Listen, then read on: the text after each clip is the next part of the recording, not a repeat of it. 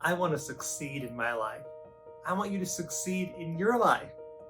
I want your life to be one where you look back at the end of your life and go, oh, I lived well. This was a good life. Look at the friends I made. Look at the family that I had and how they loved me. Look at the great work I accomplished in this world. Look at the legacy I've left behind.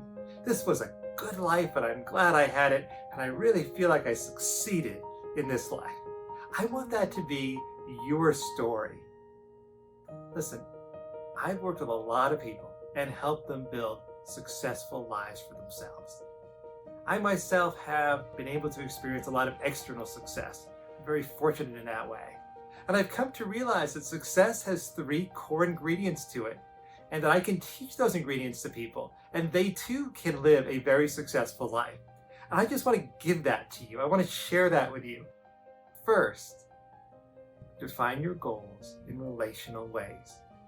If you, for example, want to sell 1,000 products, define the goal as I want to build 1,000 trusting relationships with 1,000 different people who can come to really trust and believe in me and the quality of who I am and the quality of what I want to give them. It's a much, much more motivating way to define a goal than it is to define a goal based on a number. Define a goal based on relationship. And you'll find yourself much more motivated, especially in the hard times, to keep striving toward that goal. All right. Second, have a relational process. Along the way toward whatever it is you're trying to do, in every way you can, try to build good relationships with others and learn how to build a better and better relationship with yourself. Always, as best you can, communicate with yourself and with others in a way that is kind, gentle, understanding, but also in a way that is brave and courageous, in so much as you're always willing to speak the truth and talk honestly with people about what's happening and what your experience is. And leaning into the relationship and finding out if there's a relational way to move forward together. The more you can do that, the more you can speak from your heart with kindness, but speak from what you're seeing happening with courage. And always look for relational cures, the better and better you'll succeed at what you're doing. Third, learn how to relate to failure well. Every success is built on failure. I guarantee you that every company that you see that's now a multi-million-dollar company has failed thousands of times before they've succeeded. The irony is that the key recipe to succeeding is to fail enough that you find out what doesn't work over and over again until you find out what does work. And then you can do more and more of what does work. Right?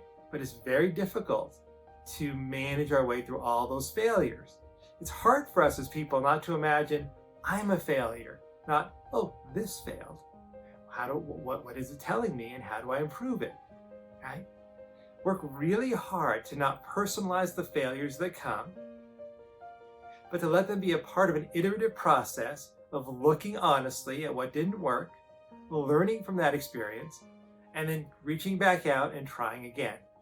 I don't know what your goals are, but I will tell you with certainty that if you define your goals in a relational way, if you maintain a healthy relational process in trying to get to your goals, and if you learn that failures are an important part of success, and you learn how to not personalize failure, but to embrace the information contained in failure, you will succeed in this life.